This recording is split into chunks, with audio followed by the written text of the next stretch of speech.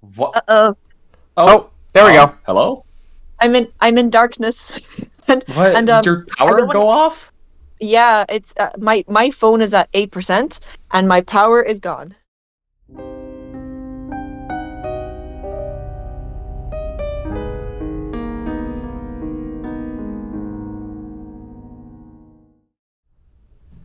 Hello, everyone. It has been a hot minute. I apologize. Scheduling is a thing. Although, of course, this is the BBB podcast, which means that, of course, the scheduling issues always happen at the worst possible time. Exactly. This one we're taking off. See you guys for almost 2 months. Yeah, exactly. So, hello, everyone. We are back. Needless to say, things have happened with Overwatch. But before we get into that, say hello, everyone. We have the usual crew here today. Hello. Hello. There's Jazz. Hello. There's Ian. All right. So, starting off, I feel like the first thing we should touch on is the thoughts about Overwatch 2, like as it exists right now. Honestly, I don't think there's much we can say that hasn't already been said by a million people. Yeah, Rough launch. we're kind of coming in hot and late with Yup. our opinions. I mean, I will say it was really fun waiting for 5 hours, trying to get into the queue on launch day. That was a good time. Waiting for 5 hours, getting in, playing half of a quick play game, and getting booted. Exactly. Oh man, it was glorious. I have to say I was on holiday at the time, so my phone was like blowing up for you guys being like swearing and shit like that over getting into it. And I was like, oh, thank God, I'm not missing much. Yeah. Whenever I hear someone from the British Isles say "on holiday," all I can think of is Green Day. All right. Are Green Day British? Hold on. No, Are I they? believe they're from Ohio. I think. Well, power of Google. Hold on. Green Day is an American rock band, formed in the East Bay of California. There you go. California. All right. Cool. Anyways, yes. So, rough launch. I will say that the game surely is in a state. That's for sure. Overwatch 2 is a game that exists and that we are playing. Well, Yes. sometimes. Kind of. We are kind of We playing sometimes play. because sometimes play. there is no meaningful progression, or is there like a ranked system that functions? Oh, it sure does sometimes increase or decrease the rank, alright? It sure does. Yeah, no, it's like, don't That's get me about the wrong. extent of the whole system. Yeah. Sometimes it does something. Yeah, don't get me wrong. Like, it is still Overwatch. It is a good time when you play it, but oh my god, you sit there playing for 4 hours and you're like, I was having a good time for the first 2 hours, but like, now what am I doing with my life? I'm not getting anything out of this. But yeah, that's Overwatch 2. I don't know. I feel like if we're addressing the new characters, I think we can summarize it as Kiriko, pretty good.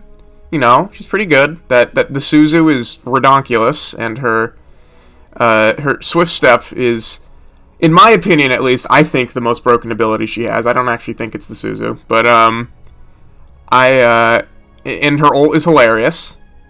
I think Her ult just causes funny shit to happen. yeah, I think everyone can agree it's hilarious. Whole hog through Kiriko ult, oof, that's good shit. That is spicy. That's content.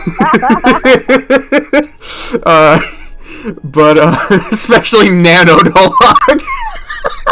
Have you ever wanted to see a Reinhardt poof out of existence? I mean, I've seen it happen. I've seen it happen to a ball, like Lad, in ball form. That's gonna be our new strat when we all go in into the lobby. Yeah, That's the new strat. like ball in ball form, no head hitbox. like nanoed whole hog through Kiriko ult. I mean, if he doesn't enter the skybox, he dies. Yeah, he probably lasts about half a second. It's incredible.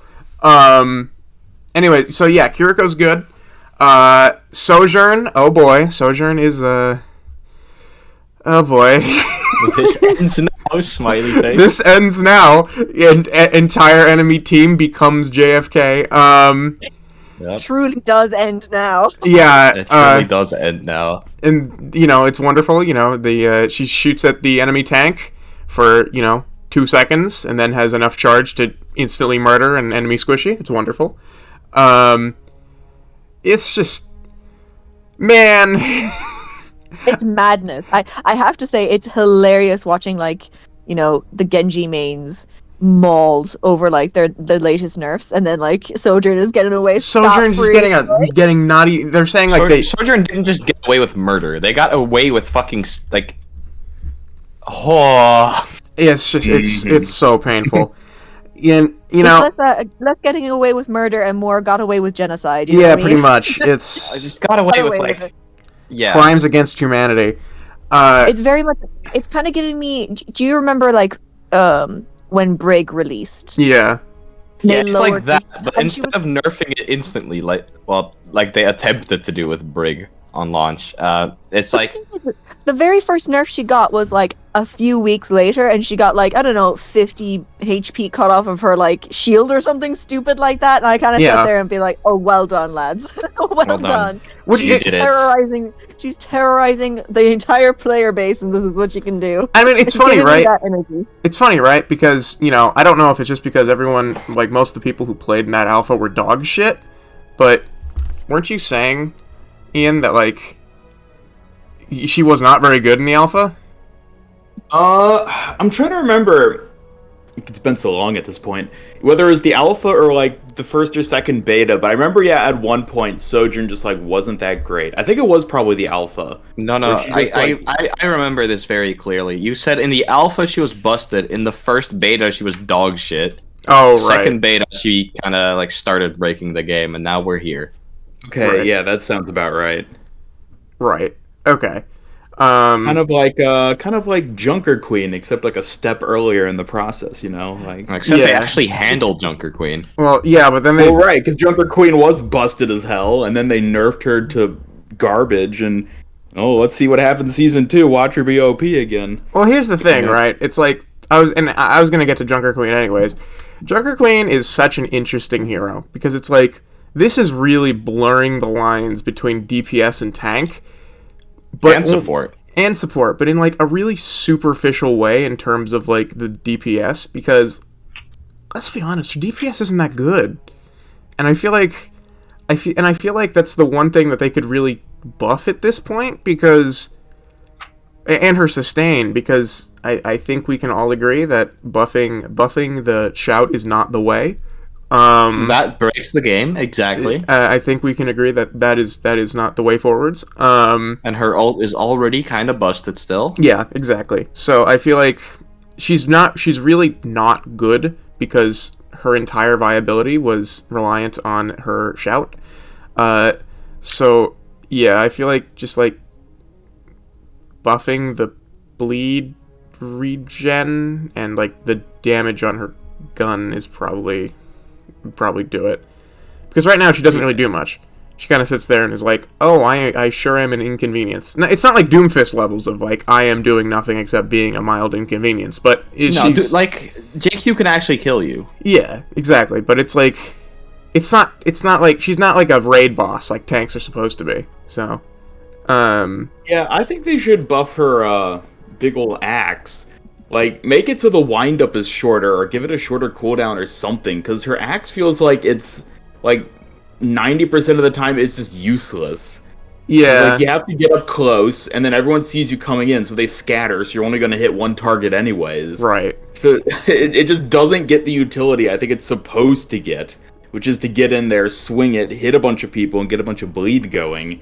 You can just so rarely do that. Right. So they need to change something about that, I think, to make the axe more effective and actually do what it's supposed to do conceptually. Yeah. And usually when you are hitting people, it's usually the enemy tank. So it's just like, Yeah. what have I done of value here? Nothing. He just hits him with the boink. You know do you know that meme? Yeah, exactly. So If y'all would like, we could go into like specific balancing details a bit later. But yeah, like oh god, JQ. Basically, what has happened is JQ is bad, and Sojourn is busted, and Kiriko is it's like almost busted. almost or, like busted. But it's also because all the supports are just like not bad, good. Yeah, and not, she and not Lucio great. are the least bad. Which is funny because in, Lucio in a strange way. Which is funny because so Lucio they are is, the only. Yeah. Yeah, Lucio is like good, but he's not good. Like no, he doesn't feel good to play. He's not actually good. When you're playing against him, you're not like, oh no, they have a Lucio, or man, I should really notice that they have a Lucio. No. He just kind of exists, and he does that better than the other supports. Yeah, exactly. Yeah, trust me, we'll get into that later, boys. Oh yeah. Because as of recording this, we got some interesting recent news about the supports. But yes, we'll get to that anyway. But I will say this: even though Junker Queen is kind of seen as not very viable, and is certainly a lot weaker than when she was first showed off in the beta, I have to say she's still very fun. Oh yeah, she's fun. Absolutely. She's fun. And I will say this, if they continue to kind of like balance heroes where they're weaker but still fun, I say that's a win. You know what I mean? Yeah. That's a character win. Like versus again, what we were experiencing in Overwatch 1, which is like, oh, your hero is nerfed and enjoy hell. Yeah. This is like one of the few times they, by they I mean like Blizzard, one of the few times they have ever immediately attacked the problem ability. Right. I know. Because Finally, we remember what happened to Orisa. Yeah, so it's 17 consecutive nerfs, none of which attacked the problem, and as soon as the problem was attacked, he became immediately unviable. Exactly. Yeah. Yeah. So yeah, that's hopefully in that regard, that's something that they're kind of learning. But we will kind of have to kind of see, you know. Yeah. Especially with the who left recently? Who was it? Goodman. What's his name? Goodman. Jeff Goodman. Yes. One of the many Jeffs. Now there's fewer Jeffs. We can't actually say that meme anymore. Oh no. Yeah, are there any Jeffs left? No. There must be. I think there may be one or two that we don't really know much about. Yeah. The secret Jeffs. But Jeff Overwatch 2, search for the hidden Jeff. Jeff Goodman is gone, and with the funny thing is that everyone, me included, was just like, you know, this guy was the balance team guy. Oh boy, I hope the balance gets better. It's gotten somewhat better, but It hasn't really gotten much better, but they at least attacked the problem this time. Sojourn. And then this time they didn't. Doomfist. Yeah. Well, yeah, Doomfist is. Doomfist does kind of baffle me though. Doomfist. Jenny, I know I'm the person that doesn't have many opinions on Doomfist. He's kind of like he exists, and that's kind of where I think of him. But like, he's the CC guy, and they took away his CC. I just don't quite understand. They specifically moved him into tank because of all of his CC, and they're like, oh yeah, his CC is pretty valuable and pretty vital. We can't really get rid of this, and they got rid of it anyway. So I'm like, and he doesn't have damage either. He literally does the least damage out of all the tanks, which is hilarious because he was the only one that was originally a DPS.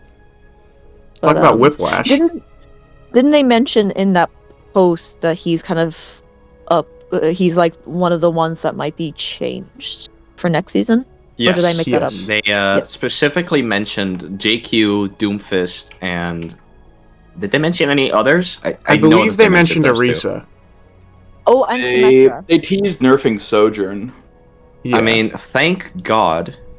Just get rid of the headshot and like adjust some other numbers. It's not that hard. People like have been saying that the whole time. Just get rid of the headshot while she's not ulting. I feel like all they need to do is just make it so she can't charge off of barriers and like non-player. objects. That's not good enough, believe me.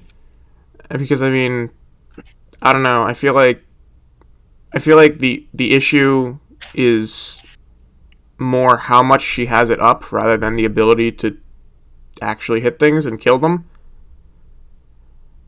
I don't know. I feel like yes and no. I feel like my bigger issue with her is not as much that she's murdering people, but at the rate she's doing it. Yeah, exactly. And like by removing the headshot, you do that as well. You also give the ult a second use, because currently it's just the ult kind of happens, right? And you either all die or no one dies, right? And it doesn't really feel like much added value. If, let's say, the standard railgun can't headshot, right? Mm-hmm. And the ult can, that's just added value to the ultimate right there. That's such a weird... I don't know. That's one of those things where it's like, it's almost just at a design level. Like, not being able to headshot with a railgun is just like... I don't know. I don't think that's it. That's just a design. That's like one of those things where it's like maybe you've successfully nerfed her in the way she needed to be, but at what cost? Like, you've compromised the core idea of the hero. Exactly. It's like, oh, let's take away Roadhog's chain hook. Oh, now he's balanced. It's like, okay, but you just like obliterated what made him interesting. Yeah, I don't know. I mean, granted, my favorite iteration of a railgun ever was the Halo railgun. And that didn't headshot, but at the same time, it was a one shot either way, so it didn't matter. That's what I'm trying to say. Like, just compensate for there not being a headshot. Make the damage like 145 or something crazy. Oh, no. Like, if it wasn't gonna headshot, it should do like 200 damage. I mean, but that doesn't make sense. Are you crazy? That's what I mean. If it's not gonna headshot, it needs to kill anyways, so just make it a headshot. That way, at least it's not consistent, or at least not consistent for regular human beings. Yeah, I don't know. It feels fine. Anyways, that's a lot of Sojourn. So yeah, She deserves it anyway. Yeah. she deserved her own section. I probably should have put that in our outline, but sure, whatever. Yeah, it's whatever. I will say this. I think we can all agree that like Overwatch is a great game right now. But they're mismanaging it. It's still just as a product, incredible. As a product, though, not It's the awful. best. Could be much better. It's a good game that they're mismanaging. Overwatch releases skins at a snail pace, and then You can't get them anyways. $19, please. Yeah, that's the thing, right? Yeah. It's like, I'm gonna be completely honest with you. I will never in a million fucking years fork out $20 for any cosmetic that isn't like literally a mythic. And even then, I would probably think twice. Like, Yep. these people, these marketing people have to be completely off their fucking rocker. Like, I don't know, man. I see a lot of people using the Overwatch shop skins in game, like a lot more than I would have expected. So clearly, there are Me people too, but spending like, that how money. many of those people just happen to be in your games for no reason? I don't know. I feel There's like a lot of I players, almost right? yeah. I almost feel like it's a feel a lot confirmation of them. bias, but I don't know. Maybe I haven't played. I mean, much. maybe, but like, dang, I've seen a lot of Witch Kirikos and Cyber Dragon Hanzos. Like, I see them. I've everywhere. only seen Witch Kiriko. I've not seen a single other skin that's from Yeah, the shop. yeah. I've only seen Witch Kiriko. Really? I've hardly seen anything I've else. seen a lot of Cyber Dragon Hanzos. Actually, no. I've seen the Cyberhog skin, and then the next round of that match, he changed his skin, and he said, "I shouldn't have bought this." Oh no! Buyer's regret. Instant regret. The only skins I've seen really are the Witch skin Kiriko, and even at that was only like a few times. And what else did I see? I saw a lot of the do you know the Diva skin that you get for the Battle Pass? Yeah. obviously, that's like a lot- that's Battle Pass lot- stuff, you know. A lot of the Battle Pass skins. I will say this, and I will eat a little bit of a humble pie. Last episode, I very much was on the side of I think the shop would be good, but I don't think the Battle Pass would be good. And here I am, like, astounded to say that, like, I think the Battle Pass is actually good value. the only thing that's good value, actually. Yeah, the biggest. But, like, if you actually sit down and think about it, and you're like, huh, actually, this is like really good, especially for like a tenner that you sometimes give off if you like, Yeah. whenever the fuck you want to, versus the shop that is just Christ. My Christ biggest- on the bike. That's my- all I can say. My biggest issue with the battle pass is just that you can't earn back the coins by finishing it. That's my sole gripe with it. That's Granted, out of industry standard, too. yeah. Granted, it's a major gripe, but it's the only one I have. I mean, in my humble opinion, I am so shocked that we get so few coins doing the challenges, and yet when you finish off the battle pass, you don't get coins afterwards. Yeah. Like that to me is just like bare basic of like, especially because like level 80 is actually quite high. Yeah, no. You know, Level 50 especially for a casual. Yeah. For like most players are not going to be like, they're not streaming. This isn't their livelihoods. They don't, like, unlike you guys, which are some combination of like Overwatch news channel, Overwatch podcast, and Overwatch streamer. You know what I mean? Yeah. Like if you're talking like filthy casuals, that's quite a high bar to reach. 55 So you would think, for the new hero. you would think. Oh my god. Oh, 50. We'll get to it. We'll get to it. I promise. So if you think about it, if you hit 80, that's a huge accomplishment, and you would think you would want to reward your most dedicated players. But sure. You get a name tag. That's cool. Oh, Yeah, you get a to- name you get a name tag. May I just say this People might laugh at you for playing this much. this might be a hot take, but I genuinely do not like the name tag and weapons charms. I think it actually detracts from the vibe, because like, I don't know, maybe it's just me, but like when I see play of the game, player name and name tag, I'm like, that looks awful. Like, I think the name tags are fine. Like, I kind of like those because you get like a bit more like personality to like, showing off who you are. I think we just need more variety. The fact that they're like all cyberpunk themed at the moment is just like, there's no real room for personality there because this is all cyberpunk themed. But like a few seasons from now, there's more variety. Themed. yeah. No, not only are they all cyberpunk themed, but there's also like, they're all prestige things. So Yeah. like, if any one player wanted to show like, oh, I'm this type of player, they still have to like earn that. But that's the other thing. It's not like Yeah. it's not like these tags have anything. You can't like win these tags by like playing well, right? It's like, I wish there were. I wish you can could actually win a few by playing well. but I wish you could. I wish you could get like tags for like specific achievements on heroes. That like, That would definitely be the better way to do it. Just to add more variety at the very least. Have these unique things like, I don't know, like a Master Baller title for like getting something with Wrecking Ball. Yeah. But like, I mean, maybe they'll add that someday. But for the time being, I think Yeah. they're just too limited in the number and variety of titles. So they just sort of weird. You just see 100 street runners and nomads every match, Right. and it's like, okay, nothing special there. There is something to be said about like, this is the first season. Like we Yeah. do have to keep that in account, and it's clearly that they want to have like different themes for each season. So we have to keep in mind that like, and seasons are coming like pretty quick, So in fairness, like in a year's time or two, this might not be an issue. But I will agree. I think the keychains are horrific. Yeah. Oh god, the weapon charms are terrible. It is so obviously Most forced. characters, they don't even fit well. It is so I saw- obviously forced. I saw They're one. so stiff. They saw the Valorant do physics it, and of they're them like, are we need to do terrible. that. They're also way too expensive. Yeah, I saw $7 for a thing you don't like. I Doesn't saw- fit. No, I will have to find this after this call, but I'm almost sure someone bought a real life Pachimari like keychain. And It's actually- $5.50 and $7 in the game store. cheaper in real life than it is in the actual game, and I'm sorry. And I've seen like edits where it comes out of like Sigma's hand. There's like a weird bar coming out of like Sigma's hand when like someone edited to just go over his pinky, and like that's Yeah. all he had to do. And Just like a ring on implementation his pinky. is- Yeah, that's it. Like, it's Yeah. all you needed. Or put it on his Totally. power glove. That too would be better.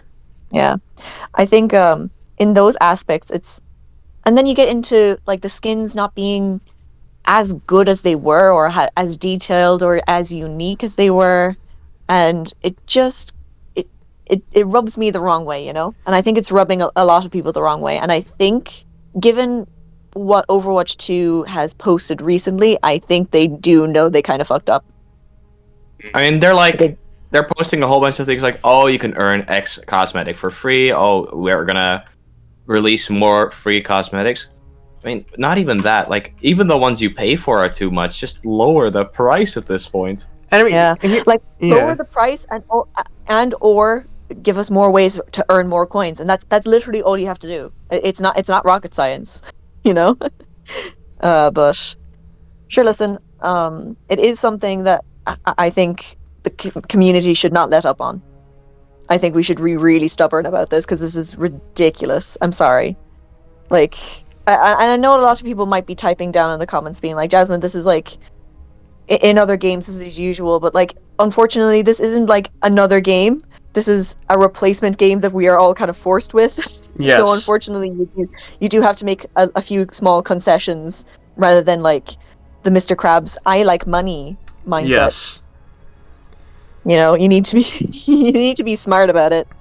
But I will say, I mean, they picked like a price point that is exactly twice the amount I'd be willing to spend Yes.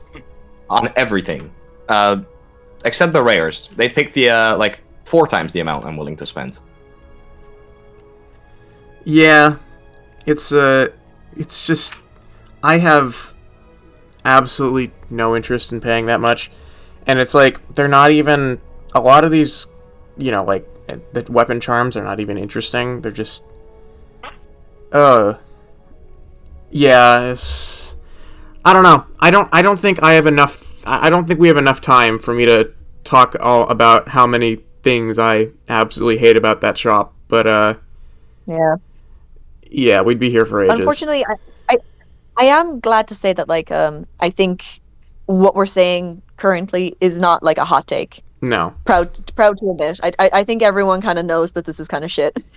The problem is that also, I don't think they'll do anything. That, I've tried to pretty much grind the coins every week until recently, and I'm like, man, 60 coins a week really doesn't even make a difference at any point in time. Right.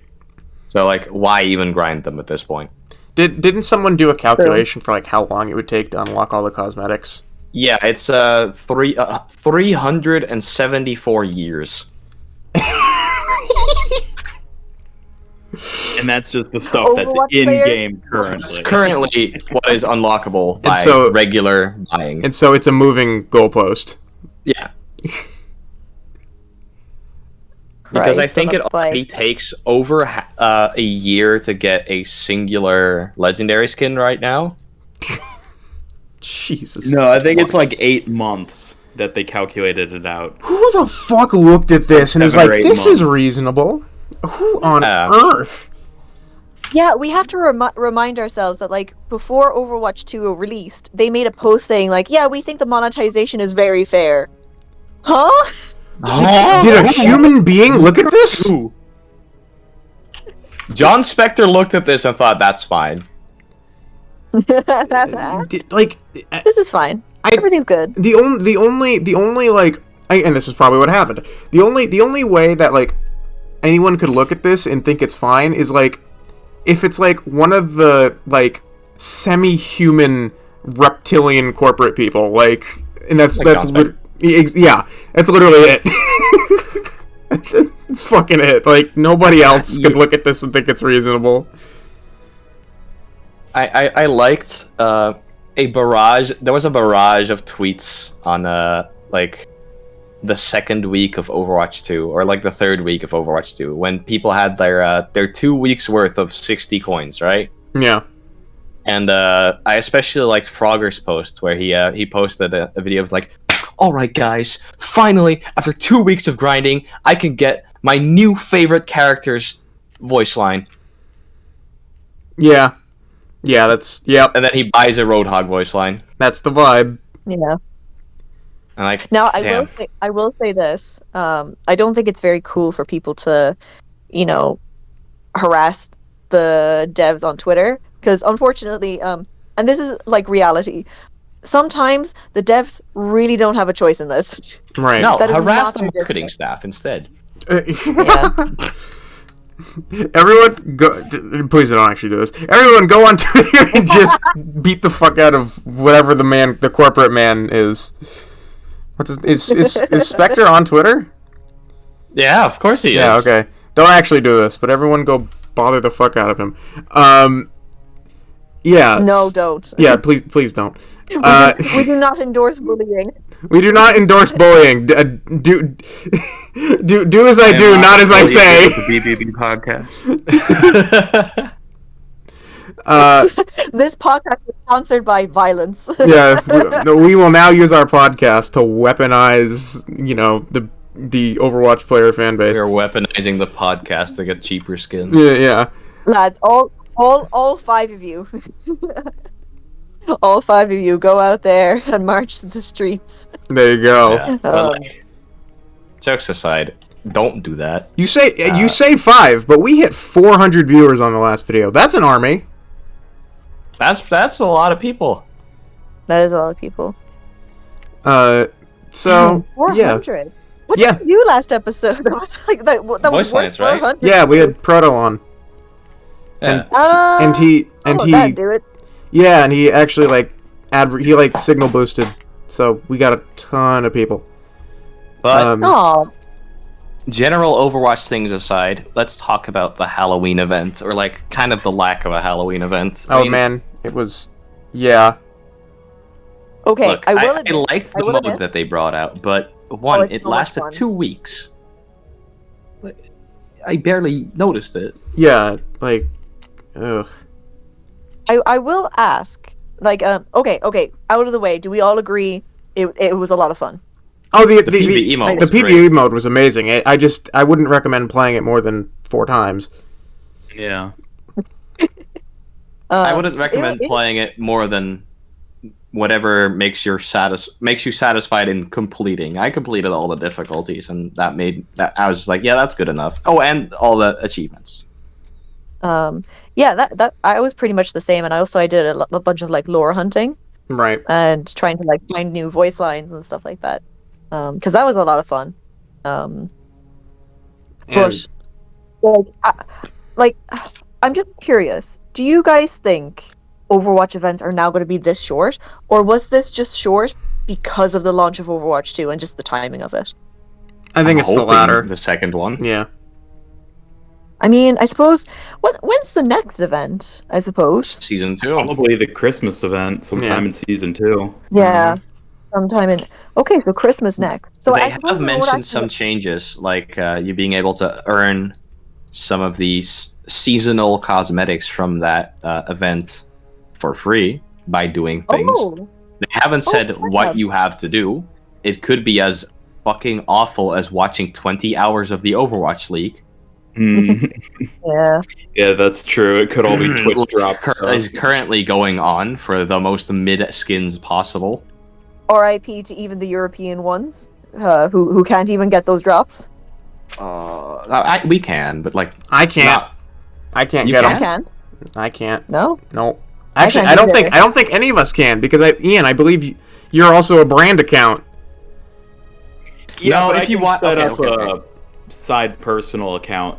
if that you functions watch it for that. on the if you watch it on the quote unquote official account, it's counted as watch time. But just don't put it on your brand account. Yeah. Yeah, Again, I just have have an a different account that I have linked to those things. That Mhm. just is a personal account, and I just use that for grinding tokens and stuff. Yeah, me too. Is it Game Master Ian or something? No. Okay. Mine Matt- just unrelated. uses the name that Google knows. Right. That's kind of it. Yeah. So I don't know. I feel like the worst thing about that event is that I got none of the cosmetics for it because it was expensive. Yeah. Literally one of the only reasons I played events in Overwatch 1 was just like, oh, I want to get the cosmetics. I can't do that anymore. Why the fuck am I going to play?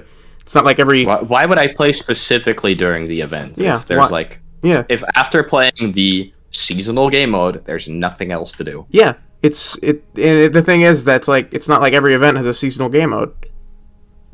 I said this to you guys when we were just casually playing, right? And it's one thing that I just don't quite...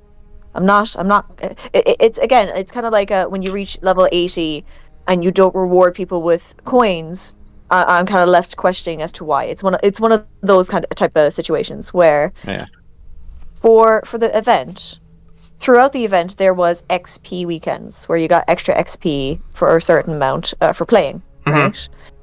And that was I'm not quite sure if that was as an apology for all the hiccups during the launch or what have you, but I couldn't help but sit there and be like, but why isn't this the event, all event long? Like, if you log into Overwatch right now, you can get an XP boost, and also we have all of these exclusives in the store. Right. Oh yeah, they could have just had the double XP during the whole event, and then it would feel a bit more like an event, Yeah, it's small things like that where you're just where I don't think it's that much effort, and they just kind of shoot themselves in the foot in terms of like making the customer happy, It'd also be incredibly nice and memeable, Yeah, but here's the thing, like imagine the term Halloween bonus. It's just great. I mean, but here's the thing, right? Like, let's be honest. Overwatch team, player goodwill. I mean, how does it happen so have far? you ever heard of a more oil and water combination? Let's rephrase this as Blizzard banks. Yeah. Okay. Yeah, that's more accurate. But Blizzard bankers. Not happy. So. But I will say this: it's a dark day when, a gaming community says, I want loot boxes. I want. When people want loot boxes back, you've done something wrong. I want something that's seen as wholly illegal in most countries. Yeah, exactly. To be fair, though, the loot boxes were, I think, the only loot box that wasn't banned in my country. But you couldn't buy them. Like, you could still open them, though. Right. So I don't think you could open them in Belgium. They just, auto-opened. Right. Yeah, that's... I think those are our thoughts on Overwatch 2. It's a good game, but unfortunately it's just bogged down with a lot of very strange technicalities that are just so blatantly greedy. Yeah. And it either varies from greedy to just downright baffling, stupid. And I don't think that's how you want to open your game after, I want to say 4 years straight of controversy. Right. It's not the move, and I think that's the reason why we've seen, I think that's the reason why Overwatch 2 was so highly talked about in the beginning, and now that we're kind of going into season 2, I'm not seeing it a whole lot, being talked about, or people are still playing it very passively, and they have very good things to say, and they pretty much repeat what we kind of said here, but the hype has definitely died down. I can tell you, at least by looking at the queue times, that this game is hemorrhaging players. I don't know. I've just seen queue times just absolutely plummet. But how much is that due to the troubles of support and stuff like that? That's a good point. Is a thing. Yeah, that might be. And they're also just algorithmically changing the fucking thing every single day. Right. Yeah. Personally, I've had really good queue times for the past few weeks at this point. I've seen, you're not the only person I've seen complain about queue times. I know a lot of the big streamers talk about 20-minute tank queues, flats. But they're playing comp. Yeah. But in terms of quick play, even when I'm queuing tank, it's 3 minutes tops. Yeah, it'll say on the bottom, it'll say 8-minute queue time, but then you'll actually only wait for 3. It doesn't even say that for me. It'll say maybe 4 minutes, and then I end up waiting 3 for tank. Queues haven't been bad, and ever since this most recent patch, the matchmaking I feel has improved quite a bit. Because leading up to this mid-season patch, which released at the end of the season, True. Yeah, like the matchmaking was abysmal. It was 100% a stomp every time, one way or the other. And now they've actually fixed it with this recent patch, and things feel more balanced, and I'm actually having fun again. But like queue times, even I don't think are an issue. Right. So I don't know why my experience is so different compared to what I've seen a lot of other people say, but Granted, I think fine to me. here's the thing, right? I think the explanation for queue times can go either way, right? In opposite ways, actually.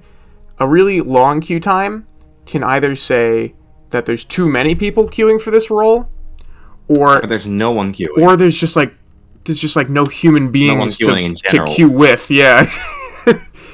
I think it can be either, so I don't know.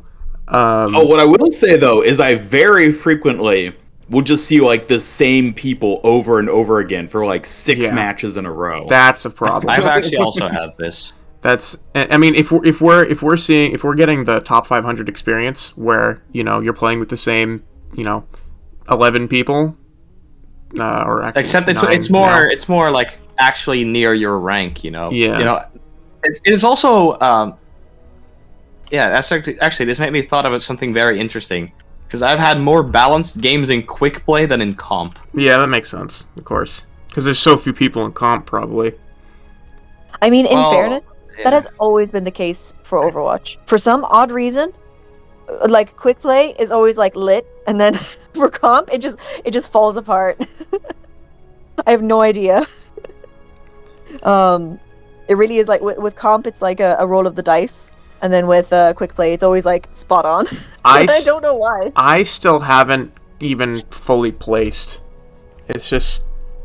I can't be fucking bothered. I haven't done any competitive experience for Overwatch 2 is just generally miserable. Like, you don't know your rank for like approximately, like, you're not going to know your rank for like an interval of like 17 games or something. Yeah. On average, or like 10 games on average. You're not gonna know your rank. Then it'll update, and you'll either be upset, confused, or happy. Right. Yeah. Yeah, I kind of vowed to myself that you know, next season I'll probably do comp because my matchmaking experience so far has been very I've met some very colorful characters. You know what I mean? Oh yeah, I'm sure. Oh God, women! Oh God, woman on team.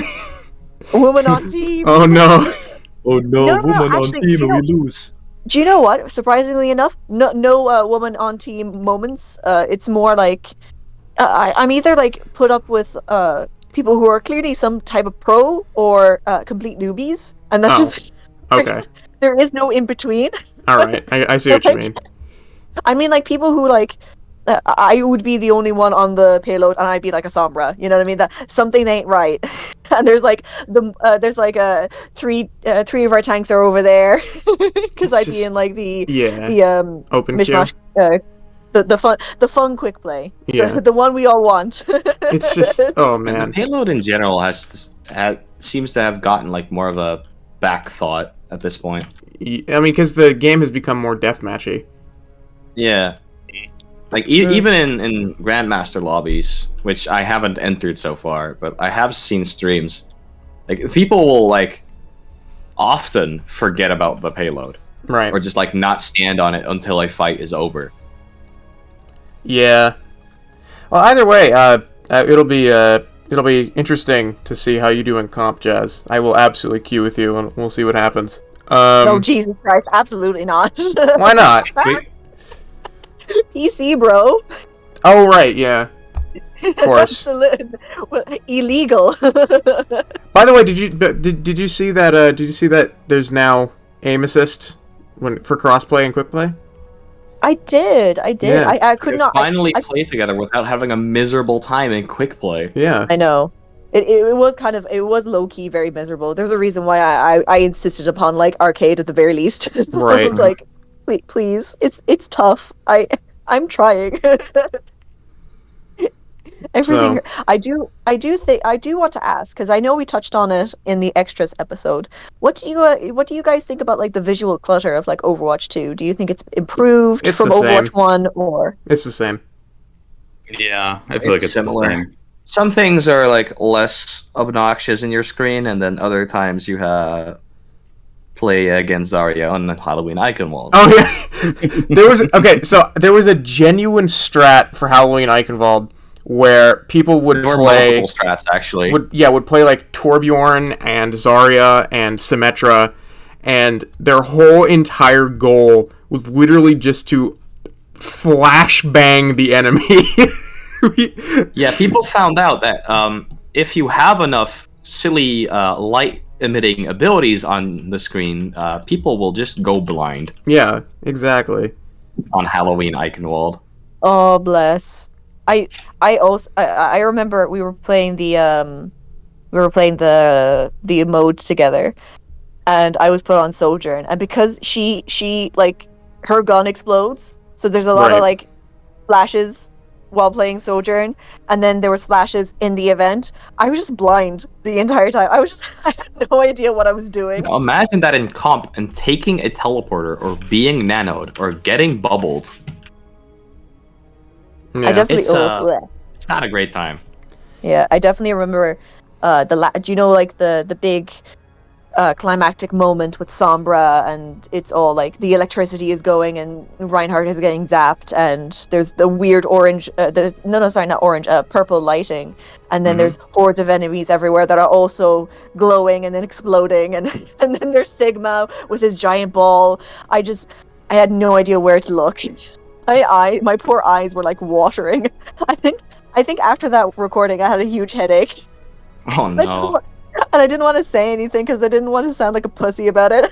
It was like I had a legitimate headache. Oh my god. Overwatch causes eye strain. I mean, damn, we've already had like, what was it? Cyberpunk? Was it? Causing like seizures? Was it? Yeah, no, it did. Yeah, because they had the actual like. There's like a scientific way of like there's like a certain pattern that you can do to cause a seizure, and they legitimately had that in the game, and they commented on it in the game. So like one character was like, yeah, they used to have this to simulate seizures. Yeah, great. And then actual people had a seizure because of it. Oh, big surprise. Surprised. I would yeah. Sometimes I do wonder that like maybe some game developers and some devs should could benefit from talking to medical professionals. Yeah, no kidding. Or using common sense. Actually, that's a really good one too. I will say though, Overwatch has always been draining for me, especially when I play at like high level. I get headaches so quickly. But yeah, so that's that. Okay, next topic. The big man himself, by which I mean not Malga, Ramatra.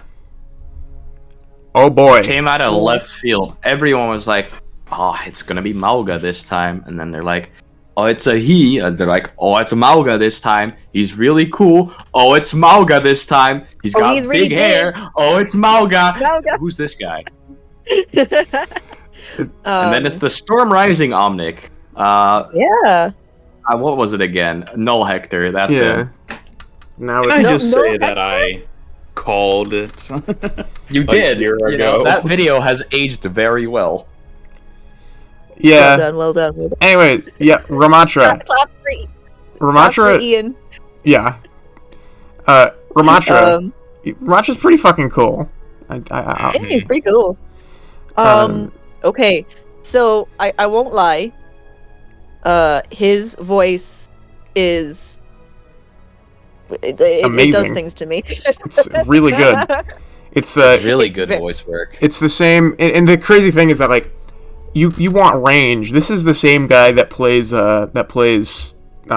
Godric in Elden Ring, which is and also Dorian from Dragon Age Inquisition. So let's talk about like this man's range is very impressive. Yeah. Eat your heart out, Matthew Mercer. I desperately want Ramatra to have a voice line where he says "bear witness" as a reference to Godric. That would be amazing.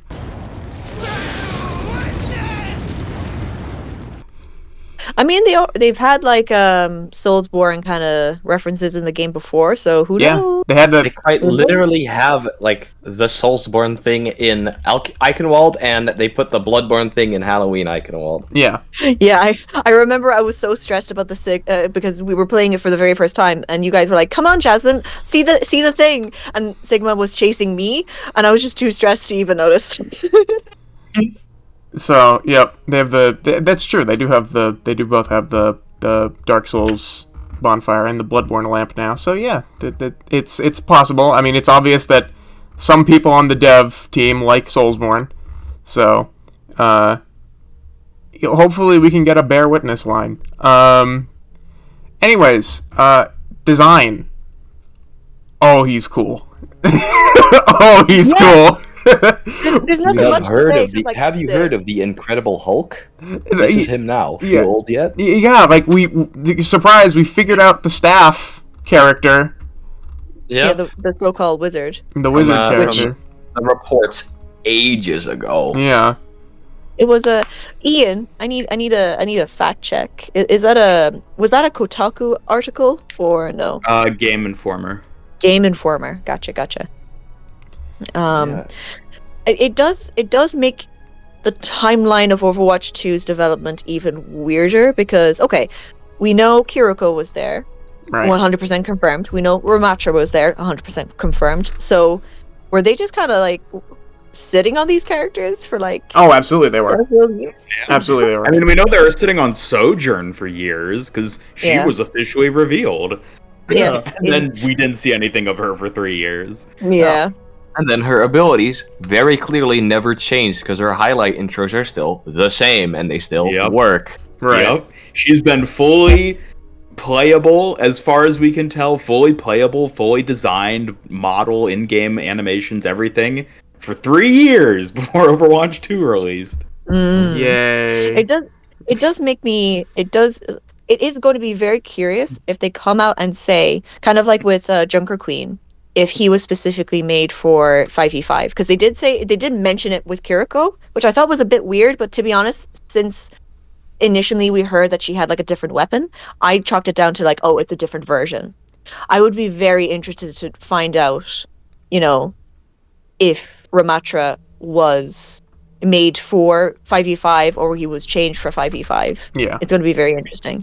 Because so far he seems to be the only character that... Well, I mean, he has a staff, and he kind of does look wizardy, so... Well, speaking of that, I don't know, do we want to talk about the lore of the kit first?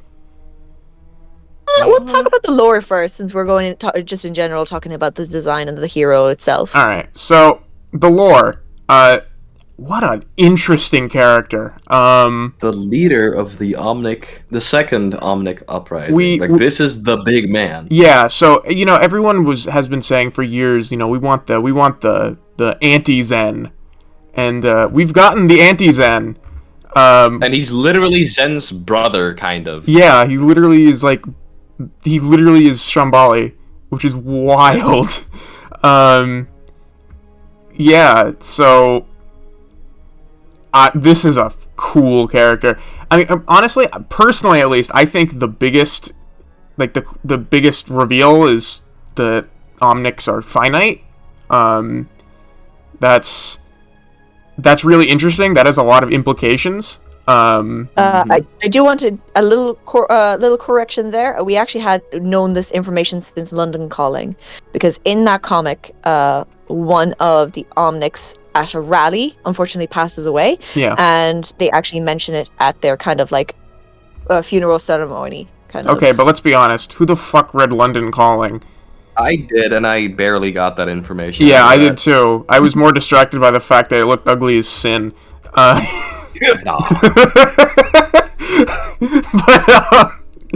But, yeah, so, it's interesting lore, though. I will say that there's a lot of questions going on right now about, in his reveal, in his origin story, they're like, I was built to lead Omnics into war. And people are now asking, like, who built him to lead Omnics into war? A lot of people are saying, was it Anubis? Was it Anubis that did it? So, I feel like there's a lot to learn there. We also learned in somewhat indirectly that Liao worked at the Omnium in Australia, and the Omnium in Australia is where Aurora was built. So Australia is suddenly a lot more important, and it likely means that Junkertown is a lot more important, so that's cool. Yeah, Junkrat's secret treasure he found in the Omnium. Perhaps that's tied to Aurora now. Yeah. Oh, that may be true, actually. So, yeah, that's that. I will say, I think this might be a hot take. I think he is probably the best design for an Omnic that we've had. I definitely like him a lot more than the Zen sort of build. I don't know. To me, at least, the Zen build always looked like weirdly lanky. I definitely prefer this more beefy, like, sort of not looking like, a child build. That Ramatra, like the model that Ramatra has. But that might just be me. I mean, it's also that Ramatra is built for war, and Zen wasn't. Yeah. I will Presumably, say... anyway. Yes. I will say, though, I like the lasagna wire hair that he has. Everyone in this call knows very well, my tech computer knowledge and skills are Neanderthal levels.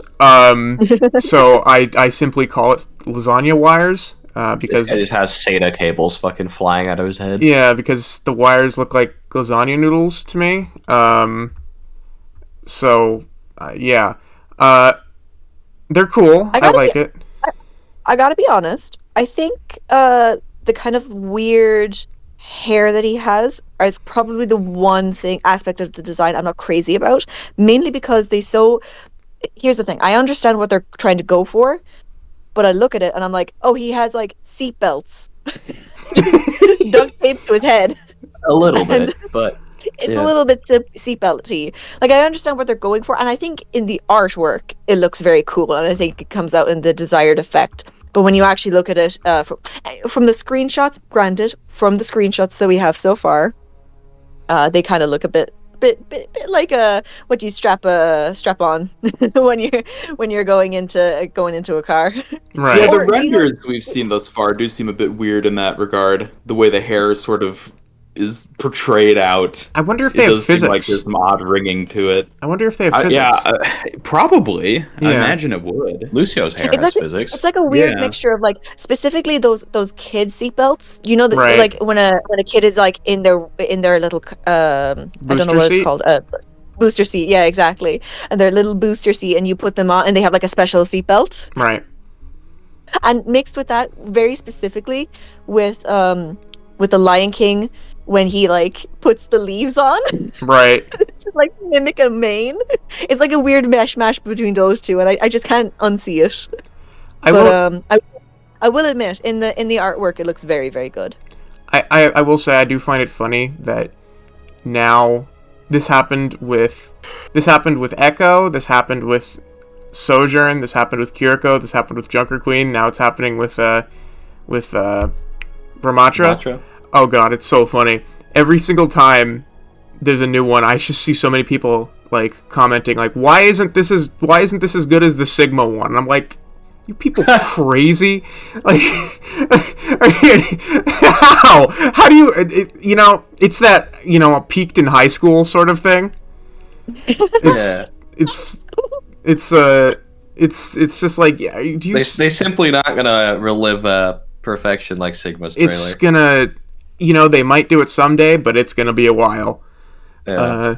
I mean, in my personal opinion, it's kind of one of those things where I don't think people are good at compartmentalizing kind of like their criticism. Right. So like they can't so for example, me liking do you know that new Barbie movie that's coming out? No. No? No. There's a Barbie Barbie movie? coming out. It has Margaret Robbie in it. I don't know who that is, but I believe you. Anyway, it's the difference between like me liking that and like me watching like me enjoying like Citizen Kane. You know what I mean? I barely know what either of those are, but I believe you. I mean, people who watch movies, you know what I mean. Like, there's a complete difference of like enjoyment levels, and I think for Overwatch particularly, the joy of Overwatch is that like everyone has a different hero that they like and that they are not attracted to, but they can relate to, and Unless you're that Jazz. they are interested in. You know. Yeah. And that means coming across like a kind of like an almost jarring mix mash of like different genres and stuff like that. So of course Junker Queen is not going to be the same as Sigma. Sigma is kind of like a eldritch horror type storyline versus like Junker Queen is just like, you know, punk punches at people, Right. you know? Yeah. Versus like Ramatra is kind of like this revolutionary, kind of very similar to Doomfist if you want to say. Yeah. If you want to compare. Yeah, in no, terms that's of fair. vibe. I mean, Yeah, there's like different Okay. aspects that you can appreciate different elements of. Like I can love the goofiness of Wrecking Ball all day long, and then still love how badass Doomfist is in like a more serious sense. Yeah, Yeah. exactly. So it's just kind of like understanding that they can't come out with like 10 different Sigmas. I'm sorry, gang. no, Sorry. yeah, no, they can't. I mean, I would be happy, but they can't. Just Sigma 1, Sigma 2, Sigma 3. At last, I would have Be 10 alpha, mains. Beta, Gamma, Delta. Yeah. Oh, yeah, exactly. Beta. Perfect. Do you know the diva squad? Yeah.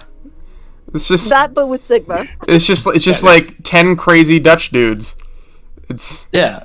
perfect. One controls gravity, the other controls time. Oh fuck. The strong nuclear force, the weak nuclear force. Yeah, perfect. The other can shift dimensions. I mean, Sigma can do that, at least mentally. You can see through dimensions. Yeah. So, like, you can't shift them yet. No, I can't physically shift. Yeah. So, Ramatra is cool. I love the design. The cape, the crazy noodle hair, the staff, the voice acting is fantastic. One thing I'm very bummed about is that due to the pandemic and, you know, BlizzCon kind of is BlizzCon happening this year or no? I believe so. I haven't heard anything about it. Not in 2022. There's supposed to be one in 2023 though. Oh, okay. Gotcha. One thing I'm very sad about is that like with new hero releases, they tend to have like a professional cosplayer. Right. Oh man, if you had a cosplayer of this guy, he'd be so cool. Blizzard, please give them the money. I will. I want to see this. I will say though that I feel like maybe it's just me, but I feel like reveals. I feel like cinematic, like origin story trailers should always happen at these semi-live events, but that might just be me. I know that one thing I did find funny is that it was so obvious that when they did the Ramatra reveal at the Overwatch League game, like watching it back, it was so fucking obvious that everyone was just like, wait, this isn't Mauga. Like, the reaction from the crowd was so blatantly obvious. There was a lot of noise, silence, slightly less noise. Yeah, exactly. It was everyone was like, yeah, show us the hero! Yay! I mean, granted, it was a very cool reveal. A very cool reveal, like, but either way. Oh, fuck, it was funny. Anyways, moving on to his kit. You know, Oh, okay. Sorry, go ahead, Jess. Say what you're gonna say. Say what you're gonna say. I know you're gonna have a lot. I know you're gonna have a lot to say about both. So tell me what you're gonna say. That was perhaps the most blunt interruption any of us have ever done to each other. Why is it always to Jazz? Why does everyone always interrupt Jazz? Jazz doesn't deserve this. And I wait so patiently to speak. Yeah, just go ahead, Jazz. Go ahead, Jazz. For like 5 seconds, and then Astro, moving on. Okay, yeah. Okay, Jazz, go ahead. We can do a transition later. Speak, Irish woman, speak. Okay, so I will say this. I think Blizzard are kind of shooting themselves in the foot with this constant like make people wait for like 5 years before a hero is kind of relevant. Yeah, In I terms agree. of like, yes, we've done the hinting. Now it's kind of like a weird version of like edging, edging Yeah. the fucking player blades. Right. Edging the lore. Yeah, they're just edging lore. So like, I remember distinctly when we played Storms Rising for the first time. We saw this guy. We were like, "Yo, who's this dude? He looks sick." And then once Ramatra finally revealed itself, we were like, "Oh, okay, like he's Right. cool." Well, I guess And I that's the think, thing. It's not like any of the new players have ever seen the old gameplay or played the old gameplay, so Well, they wouldn't know. Jesus, One I th- one didn't thing- even consider that. Yeah. Oh no! Oh, What- I'm so sorry, new players. You really are getting shafted. I'm so sorry. One thing I will say though about his design is that I do find it funny that we now have a robot that basically wears what I would most closely compare to assless chaps. But He deserves it. yeah, he deserves it. He deserves it. I will say though that It's for the robot. yeah. You go ahead. Go ahead. Go Okay. ahead. I will say though that I don't know if you guys heard about this, and maybe we'll have to talk about this in another episode because we obviously did not do research for it because I literally just remembered. But there was a fan who made a concept for a hero years ago Yes. that is strangely similar to Ramatra. Now, Yeah. I'm not going to say that it was like actually pulled from that. I am inclined to say it's hopefully a coincidence, and great minds think alike. But it is weirdly similar. Even the backstory is weirdly similar. It's yeah. Yes, I do. I definitely remember sending this to you. I unfortunately can't remember off the top of my head what the artist was to credit them. And don't worry, this will be one of those things where it'll pop up on the screen for you guys at home. But I definitely remember we had this conversation. I was kind of like, that is very similar, and that was a very popular a piece of art that was floating around a couple of years ago. Yeah. But how much of it was kind of like, I think plagiarism was a bit of a strong word. Yeah. And I think you would have to have like I don't know how long Ramatra has been in development for, especially given the fact that like he showed up at the end of Storms Rising. Yeah. So we're talking about like max 4 or 5 years now. You know what I mean? That he's been kicking around at Right. the very least in Blizzard HQ. So, turning around and saying like plagiarism is a bit strong. Yeah. But it is eerily similar, and I understand how the artist might be a bit like, oh, okay. Yeah, I think this is something that we should go more in depth with in another episode because, granted, we did not do sufficient research on this. But yeah, definitely weird. It's a weird coincidence. Anyways, are we safe to move on to the kit? Y'all good, Jazz? All right, cool. The Incredible Hulk. Quite honestly, I feel like this is the thing that Jazz is going to have the most to say about, even though we haven't actually seen the gameplay yet. I mean, here's the thing. I have made it very well known that I don't like very large, complicated kits because I feel like it bogs down the game. I feel like it makes balancing a lot more difficult. I think from player to player, it's also a bit more difficult to kind of get information across, to learn information, especially when in a live service game where it's constantly changing. Yeah. So having like large kits like this just instantly turns me off. But however, this is a wall of text. We have not seen it in action, so I don't quite know how it's going to flow. Obviously, I have to consider things like flow. I have to consider things like tempo. I have to consider things like synergy, both in terms of the kit itself and also the team members, balance, etc., etc. So these things are very difficult to fathom out just looking at a wall of text. Right. But I can say that like my former critiques are falling onto deaf ears. Anyway, in Blizzard HQ. Yeah, I mean, I feel like for me at least, the one thing that makes me look at this and say, like, regardless of like how it actually plays, that makes me feel like, okay, I can sort of understand it because there's one tank now, and I can tell you from experience, I think Ian can too. Oh boy, as the singular tank, you have a lot more responsibilities, and you need to be doing a lot more different things. I mean, here's the problem, though. I'd understand that if the other tanks also had big kits, but to be quite frank... Yeah, they don't. Yeah, no, really, I get it. Not really. Like, that's kind of like the problem that I have. And also, this problem extends to other roles as well. Yeah. You know? Weirdly enough, I think damage has been pretty okay. They're like, in fairness, their job is to kill things. There you go. I don't think it's very complicated. It's normally a persistent problem within tank roles and also supports, particularly new heroes and particularly reworked heroes. Yes. And I do think it's something that I've noticed for a couple of years, and I've noticed that it's continuously getting worse as the balance is also continuously worse. So it's more of a case of, is this a coincidence? Is this just a change of direction? And, right. Can't say more than that. I mean, well, it's like a power creep factor. Yeah. Where, like, it's like, at some point, you run out of potential simple hero kits. Yeah. Because you just be making another hero that already exists. So it's like, alright, so you have to sort of bloat it to make it different from what you already have. And then that's when you get a hero who's literally two heroes, like Ramatra. Yeah, exactly. Sojourn.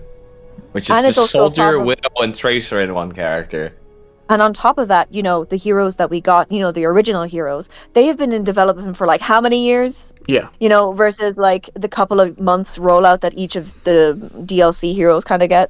Yeah. So it's natural for this thing to sort of happen where you kind of drop the ball. And yeah, I've said this before and I'll say it again. I think a lot of Briggs problems happened because of the Symmetra rework that happened the exact same time. Yeah.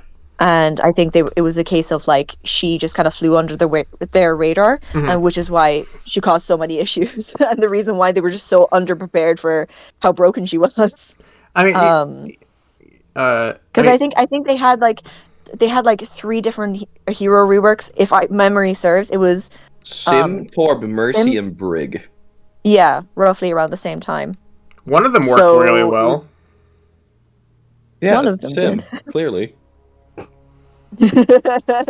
And oof. The other 3, that's the best one. I cannot really say they worked super well. Worked. Mercy is Mercy. Mercy didn't really work. It works for exactly Mercy players and no one else. Exactly. The Sim one, it is Sim. I love Sim though. Yeah, I know. And then the Brig one, I think it made it worse. It somehow made her more broken, just different broken. Yeah. No, it turned her from the character that doesn't die to no one in her team dies except maybe her. Yeah. I will say this, like, in a very strange way, he does kind of, the new hero Ramatra kind of reminds me of this weird identity crisis that Mercy went through when she was first reworked. Where like, I feel like there's like 3, and like the same problem with like Sigma as well to a certain extent, where I feel like, there's like 3 different heroes here, and I don't think they match. Well, again, for Sigma, I think it thematically works. But yeah, man's crazy. Well, yeah, but his lore is literally that he's disjointed. Yeah. I do wonder, like, what exactly causes Hulk mode in Ramatra's lore? Like, yeah. Is that his How does he do that? He just pulls mass out of thin air. I'm very confused because here's the thing. Initially, I thought like, is it because he was a soldier and that's kind of that's what he was built for, kind of like hulking out, and then he kind of became, because he was a Shambali monk, he gets this wizardy kind of spellcaster set. Yeah. So that explains the 2 sides of him, and they're almost like at war with each other, which is interesting. But at the same time, it's like we actually saw a clip, an artwork depicting him in war, and he doesn't look like that. So yeah, what gives? No, he was a generic soldier Omnic. I think this is an upgrade he made to himself at one point, because they're Omnics, they can do that. If I had to guess, I'm gonna say hard light. That's just me. It's not made of hard light though. You can definitely see that it's solid stuff. I mean, but the stuff that Sim makes is made of hard light, like the teleporter and the turrets. It's see-through. Hard light is see-through, or no, it's not. They literally built buildings out of it. It's obviously not see-through. huh? I genuinely love how almost every single time there's something unexplained in Overwatch's lore, and this podcast goes, "It's Sim." Yeah. Hard light. Hard light. Yep. Hard light. Just hard light explains everything. Explains everything. It's magic. But to go off of what you said earlier, Jazz, about like tanks, early tanks versus tanks now. Yeah, I mean, Ramatra, as far as we know from what we've heard and read and had explained to us, has 7 abilities, none of which are passives. Meanwhile, we have Winston, and there is the classic rhyme, Winton jump, Winton zap, Winton ult, Winton nap, and that sort of sums him up. Yeah. So, yeah, definitely a different sort of tank. Anyways, going into the kit. So here's what we know, and unfortunately, the one real breakdown that we've had is a translation of a Korean article. I think it was translated from a Korean sort of interview, and so not only is the wording a little bit weird, but the ability names are also all scrambled.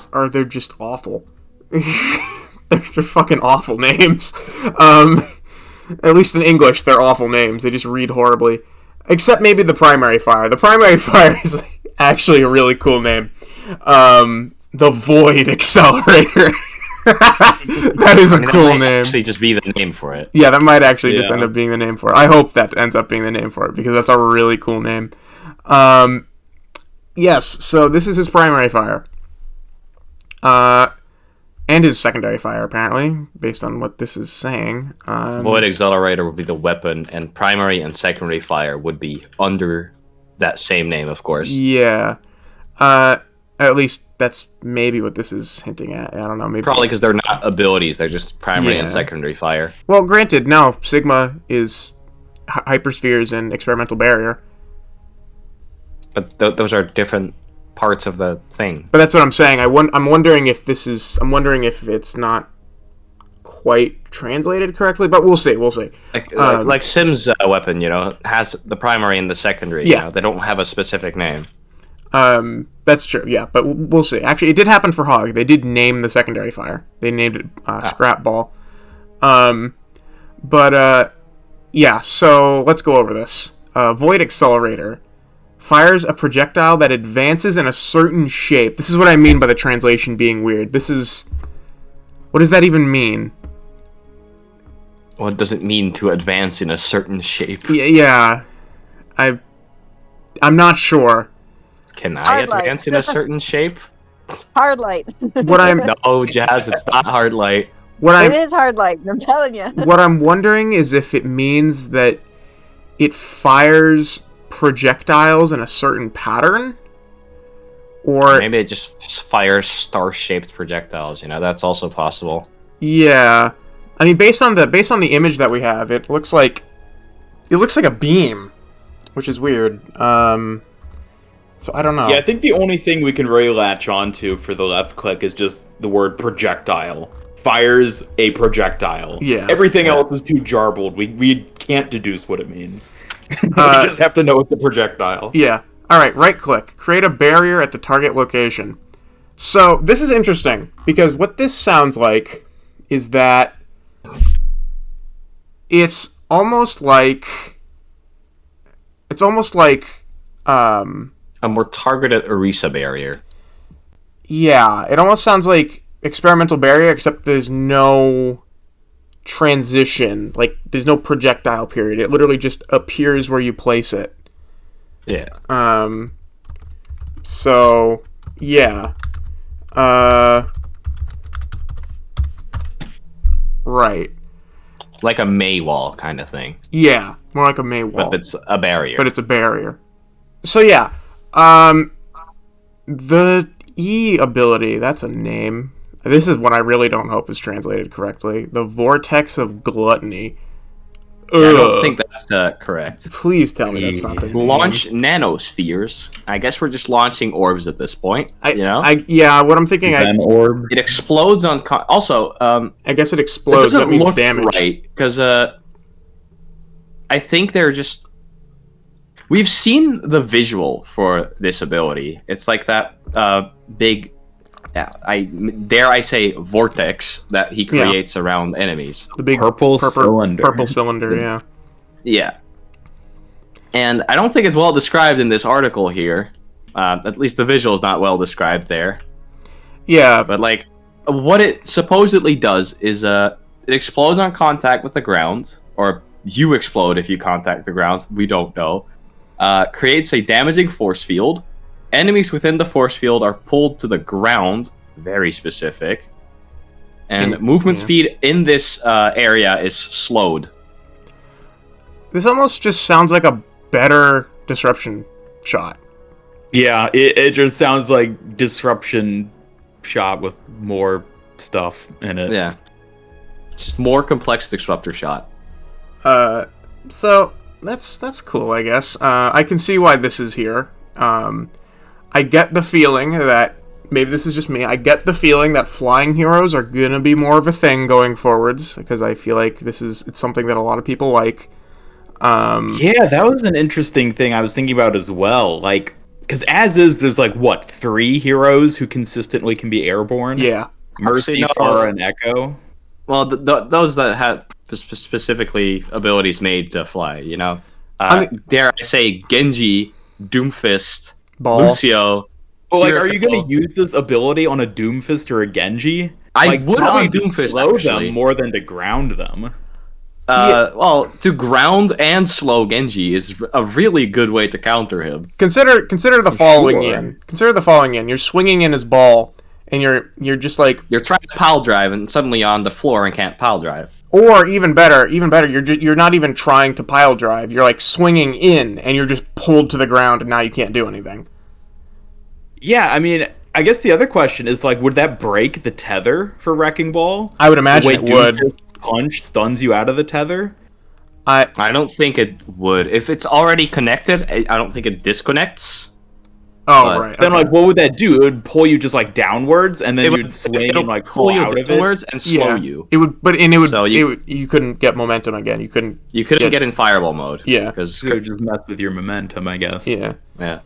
I mean, there's a lot of technical interactions. I'm curious to see with this one. I mean... Also, like, how strong of a pull is it? Is it, like, instantaneous, far as just on the ground? Or is it like, oh, you're, like, being sucked down? If like it's going to be effective, I think it's just an immediate, gravity. Yeah, it would have to be. What I'm sort of hoping is that it's like the slam flux, where obviously maybe it doesn't do damage when you hit the ground, although that would be funny. But it basically just sort of, you're just instantly on the ground and you can't jump. And yeah, like what I'm thinking is that they might have literally just pulled a lot of code out of Flux. From what I'm seeing here, is that you just get pulled to the ground and you have that slow effect, and you can't jump or anything. Mm-hmm. That's what I'm thinking. That might be part of the ability too. Like, you can't become airborne whilst there. Oh, I would imagine. You can't jump. You can't. Maybe it's just an increased gravity field as well. I mean, I would imagine that's the case, and disables vertical movement abilities. Yeah. Yeah. That might be interesting. And you know. I wonder how that would work with omnidirectional movement, though. Like Genji, like Genji's dash. Genji's dash. How would that work? I don't know. Maybe it just disables it. That's probably what they'll do. Just make it simple. I do like the idea of it's just the monkey suck. He does try to jump all right. Now that already happens a lot with like a lot of different things. Poor monkey, man. Like he just has to get breathed on during his jump, and he can't do it. It'll actually be really cool with Diva. Diva's just like, oh. I guess I am Floor Diva now. Yeah. So this ability sounds cool. And we're not even to the coolest ability yet. Yeah. Chastisement. Oh god, that's an awful name. I don't think... We're just gonna call it Nemesis form. I hope it's just called Nemesis form. Oh, I hope it's called Chastisement. Yeah, I know you do. I know Ian well enough to know that he does. Okay, transforms into Nemesis for about 8 seconds. That sounds like it's sort of them trying to figure out the exact number at this time. So I'm guessing, if I had to guess, it's probably going to be like 8, 10, maybe 12. 7 seconds, if it's really insane. It sounds to me a bit like the idea of... they have a ballpark. Configuration assault? Yeah. They have a ballpark. But, like, we already saw the, like, timer in that screenshot, which indicated but numbers can change. But I think the reason they say about 8 seconds is I'm assuming it was one of those instances where the devs say something, like, vaguely for no good reason. Where That's it's like, false. oh yeah, it's about 8 seconds, when it just is 8 seconds, and the devs know it's 8 seconds, but they just it's like say how about Bash 8 seconds can because transform they for do. about 8 seconds. Yeah. Yeah, it's like that's just the thing I've noticed the devs do. They'll just be vague about something when it's like blatantly specific, the information they're actually talking like they'll about. say the actual value and they'll say it correctly, but they're like either they themselves aren't sure if the value is correct, or they just want to keep people on their toes in case they change it. Right. Yeah, one of those things perhaps. It literally says it is not disclosed how many seconds the form can be held. All right. We saw it was 8 seconds. It's roughly About 8 seconds. 8 seconds. All right, so this is the part where it's like, holy shit, this literally is just 2 different characters. So this entirely replaces the left click and right click. That's kind of nutty. Yeah. Let's be honest. You become a melee focused hero. For a short duration. So attacks with fists forward, generating a shockwave each time the fist is raised. Just become better Doomfist for 8 seconds. Yeah, Shockwave which penetrates enemies. So I'm assuming this not only knocks them back, but it does damage. Even if it doesn't hit you directly. And I'm imagining it does more damage if it hits you directly. Let's take bets. How much damage do you think it does with a shockwave? For a primary fire? I'd say 70 at most, or like 80. Okay, and how much with a direct hit? Yeah, that's what I was thinking. How much with a direct hit? That's what I mean. The direct hit is like 70 or 80. How much for a shockwave? Maybe 120 if it's really difficult, you know? It's not going to be that difficult. It's a fucking fist. Unless it's Doomfist Punch and it's wonky. And, but it's also not like Doomfist. You probably don't have to really aim it. You just you don't have to charge or aim it. Yeah. So, like, yeah. Probably a bit like a Reinhardt swing, but a fist. Exactly. So, if I had to guess, I'm going to guess it's going to do 90 damage. That's my guess. All right, we'll see. And the shockwave will do 45. That's my guess. And it'll have knockback. But will the punch and the shockwave, like, can you hit one target with both? I'm guessing the answer is probably no. It uses the higher value if the fist collides. Otherwise, it uses lower. I'm gonna guess. If those are the values, he would just be better Doomfist. Yeah, he would. I mean, most things are better Doomfist. Monkey's better Doomfist, for fuck's sake. Lucio's better Doomfist. Yeah. Ball's better Doomfist. It's like yeah. Reinhardt's better Doomfist. In some ways, yes. All right, so right click. It's basically power block, but it actually is just power block. It's just power block, but it doesn't charge his punches, as far as we know. Granted, it probably blocks more damage as well. Yeah, probably. It's probably useful. Greatly reduced. Actually useful, unlike power block. Right. Okay, so that is like his primary tanking ability, I guess. Because granted, we're looking at these other abilities. No, these are not tanking abilities. No, okay, look. While he's in regular form, the tanking ability is the barrier, of course. But while he's not in regular form, the tanking ability is his self block. Yeah. And it says right here that when in Nemesis form, gain 150 additional I'm guessing over health, if I had to guess. I think it is standard health. I think it's a standard health pool increase. Really? Yeah. Oh, wow. Yeah. That's what the All right. screenshot showed. It's like Winston's ultimate. He Okay. gains more base health. Wow. All right. I think he gains armor too. He gains armor and health. Yeah. Does he have armor otherwise? I think I don't think so. Doesn't. I think he might just only gain armor. Yeah. Okay.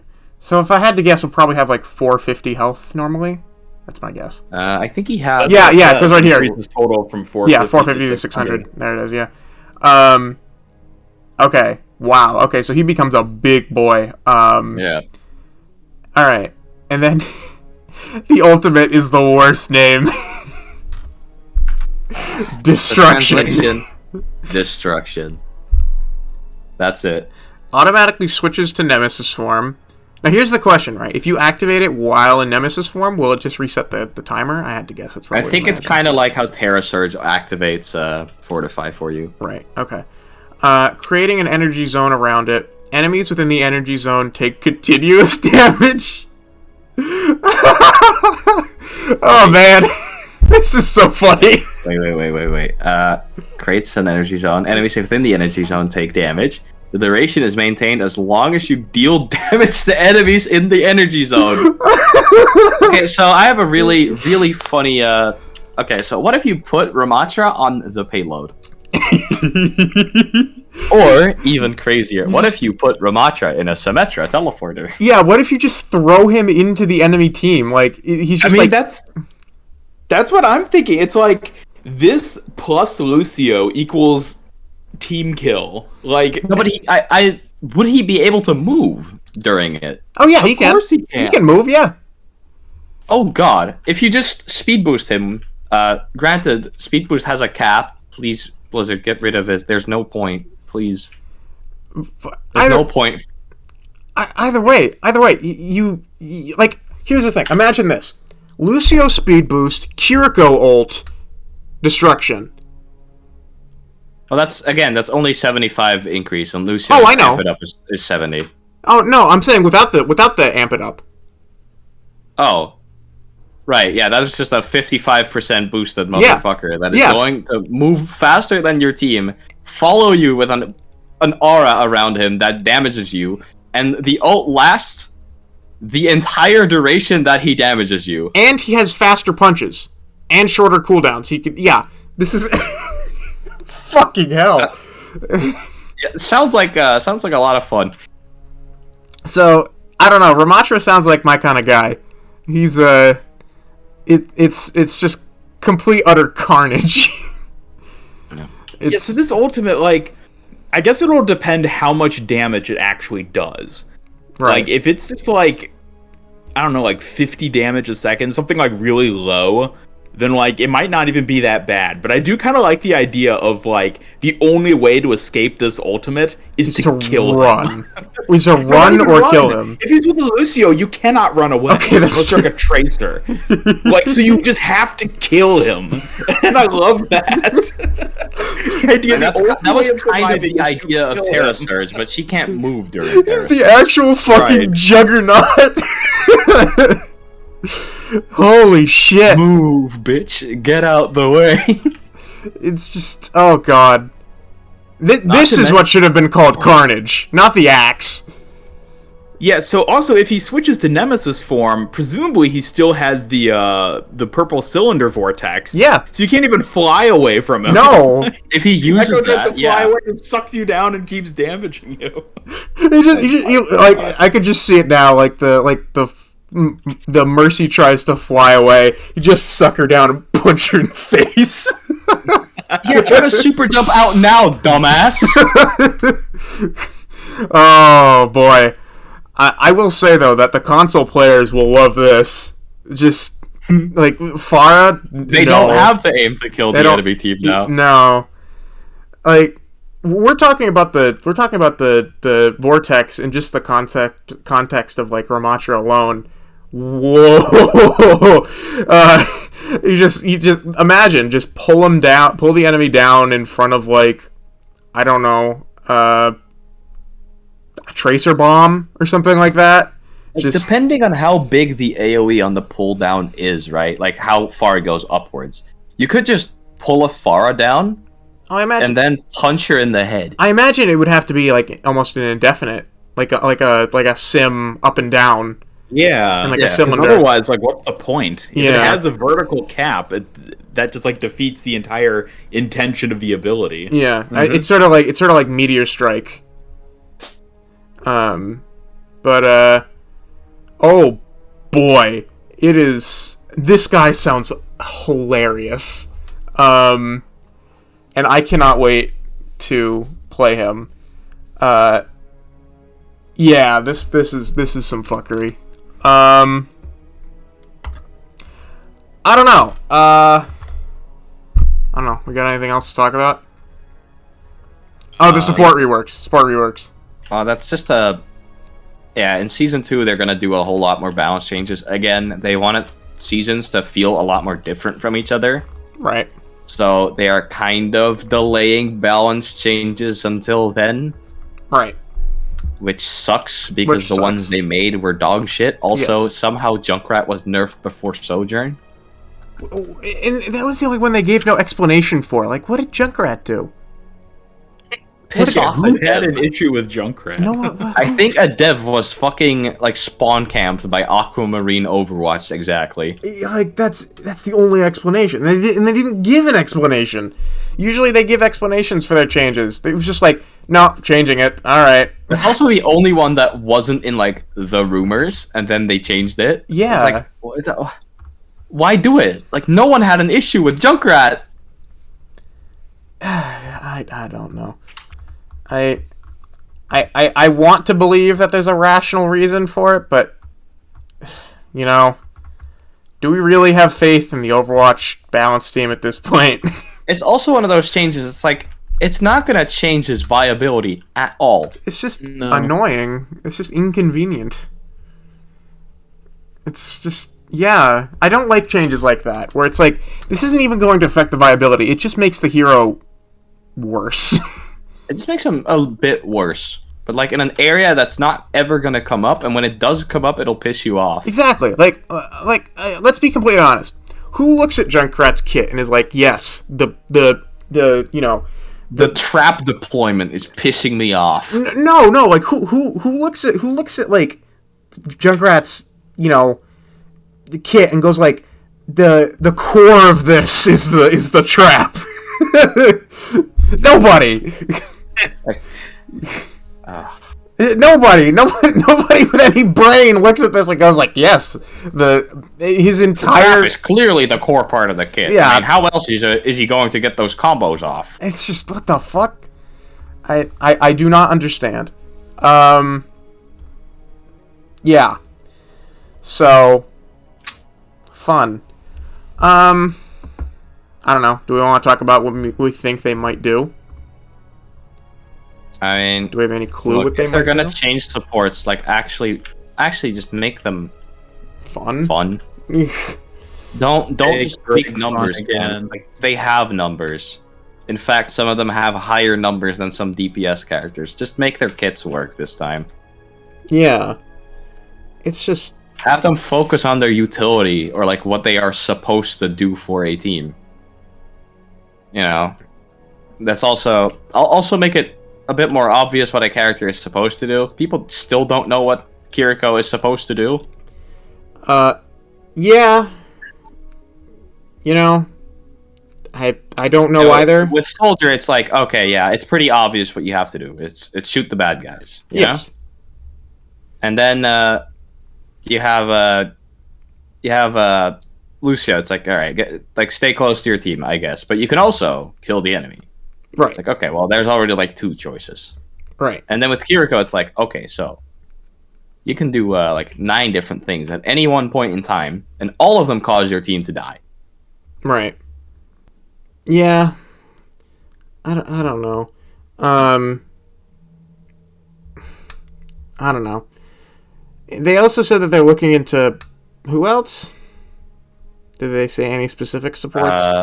I don't think they've actually said anything specific other than just Supports. But all of heroes the we've promotional sort of material mentioned has Brig over the on it. years. all of the promotional material they released for it has Brig on it for the support character that might get a rework. Right. I don't think they released any promotional material. No, they have. Did they? Are you sure it wasn't just Overwatch Cavalry posting something? Might have just been them, but sometimes they know. They only know as much as the rest of us know. They just have really good graphics to go with it. Shit. Oh well. Yeah, I'm checking this. I don't, because it was in that article that they mentioned it. I don't think they did an official Twitter post, so I'm checking right now. That's the only support. Moira and Brig are the only two supports I can even see getting reworked. Maybe BAP a little. Yeah, no, they didn't post anything official regarding the support rework topic. I think it's literally all just been community stuff that shows Brig because everyone assumes they're talking about Brig. Right. Yep. And I mean, I think it's reasonable to assume they're talking about Brig, but Oh yeah, that's certainly. the only one that's unplaceable, right? It's the character's still good, but they really shouldn't be, right. right?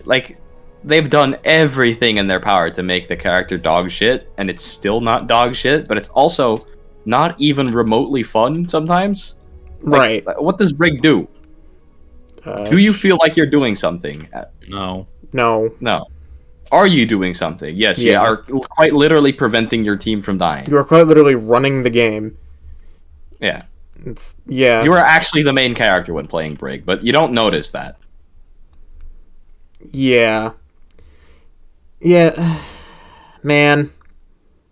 Brig is like oxygen. Everybody needs her, but you never notice it. Exactly. You only notice oxygen when you don't have oxygen. Right. And even then, you're too delusional from oxygen deprivation that you don't realize it's the absence of oxygen. You just blame the Genji. Genji. Everyone blame the Genji. Yeah. Or you yell at the Mercy player. Okay, but is she just holding down the heal button? She is. Yeah, exactly. So, yeah, I don't know. Do we have anything else to talk about? I think that's mostly it, right? Yeah. Unless we have any wild theories or something. Or another character might Actually, no. We do have a character that we did get news on. Will not disappear from the game. Won't even be locked out of comp. Favorite child type behavior. Because Tracer is currently bugged. Oh yeah, they're not no fucking damage fall off. They're not removing her. Yeah. Nope. They commented on it. It's nope, we're not getting rid of her. It's what the fuck? Huh? Why? They can't have Tracer not in the game. No, they can't have Tracer not in the game. May, Torb, who cares about those? Exactly. Bastion, literally who Megalol? Oh god, yeah. No, they can't miss Tracer. Or Zarya, or the entirety of Paraíso, which is a map so breakable, the second the payload spawns, you can get into it. Oh, right. Yeah. Yeah, that happened the other night with some people I was playing with. And then the enemy every Hanzo single just Paraíso ulted match them and just killed them has immediately. Every single Paraíso match has the potential to never end. True. And they haven't removed that map either. Yeah. Granted, would anyone really be upset if Paraiso was removed? No. Maybe the people grinding the one challenge that it has. Yeah. I don't think anyone... honestly, Paraiso is probably my least favorite of the new maps they've added. At least gameplay wise. I would say my least favorite is still Circuit Royale. Yep. Because Circuit Royale just gives me this sense of dread that Paraiso doesn't, because Paraiso's funny. Circuit Royale gives me the same dread that Havana does. Yeah. It's but even more. I disagree. I think that map can be fun. Oh, I'm not saying it can't be fun, fun. but, like, both Yeah. teams have to agree not to play snipers. Exactly. But I mean, that's most of Overwatch, just isn't go it? ball or Winston, and then just harass the sniper. It's easy. When has that ever worked for me? For you, I don't know. For me, it works pretty often. They put, like, Kiriko Mercy on that bitch. She's not dying. Yeah, and then you got more than half their team dedicated to keeping away the monkey. The rest of your team will just have an easy time. No. I wish that were the case. Well, maybe at top 500 it doesn't work, but... I mean, Map's just fucking miserable. yeah, I don't know. Yeah. Do we have anything else? Nah, I think that's kind of it. Yeah, unless you want me to go on another tirade about Kiriko. I mean, Another one. I mean, do you got the material for it? It's nothing new. Okay. It's anything I've just said before. She's still annoying. She's still annoying. She's so close to being a fantastic hero, and then they gave her the personality of a spoiled don't child. get me started. Not even a spoiled child. We'll talk about this later. This episode's long enough as is. I did like the revelation that, like, no, she's 30, like, pretty much almost 30. It's, yeah, all right. Yeah, did Ness tell you about my theory about Kiriko? No. I'll tell you off podcast. Is this something that's unacceptable for the airwaves? Yeah, it might not be best. We'll talk about it later. All right, Ian. Well, I think that's it then. We're gonna try and get these out more consistently. I feel like the one barrier to that might be the fact that I have finals in a few weeks, but besides that, I think we're gonna try and get these out more consistently. Yeah. Oh, Jazz, you're back for the outro. I'm back. Hello. You're back for the outro. Goodbye, everyone. Is there anything you want to say? Anything? Just Anything about Anything. Ramatra's abilities? Hit us with it. too many. There you go. Did you hear about the fact that destruction is funny as hell? Yes, I did. I was just hearing about it as I was searching for the battery, and then it just cut off. And then I realized, oh no, the dinner, and then, oh no, people outside, oh no, what's happening? And it's okay, I'm alive.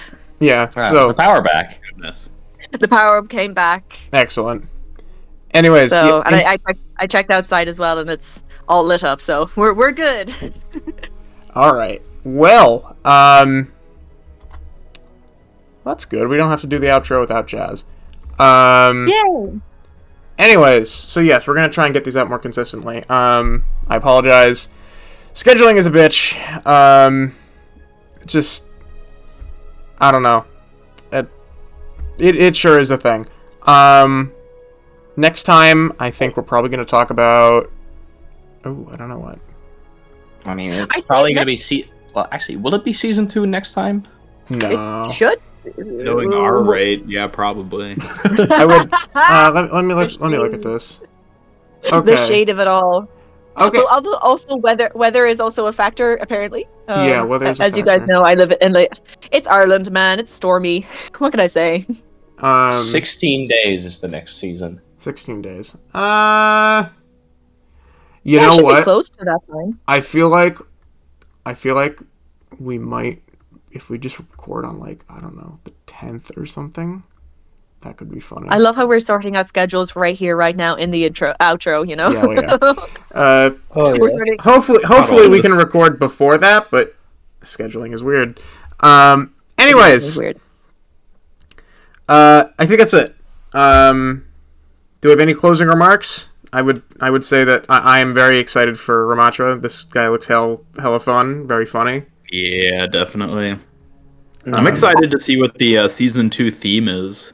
Season 1 had Cyberpunk. I wonder what the next season's going to be. Ooh. What should be Well, it could be- nature?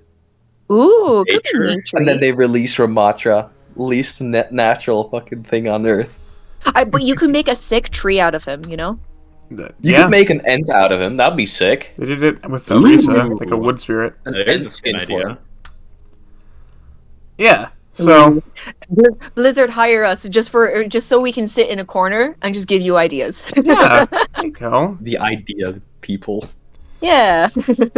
They enter the room with the oracles and it's like, make a tree out of this one. It's like, we've done it.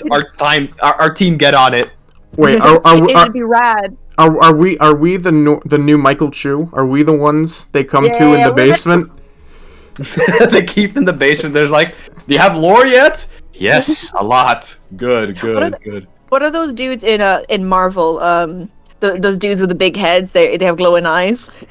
Oh, I have no They're idea. like, I think I know about Marvel. Marble. Watchers? I don't- Is that what you're talking about? yeah, the Watchers. There you go.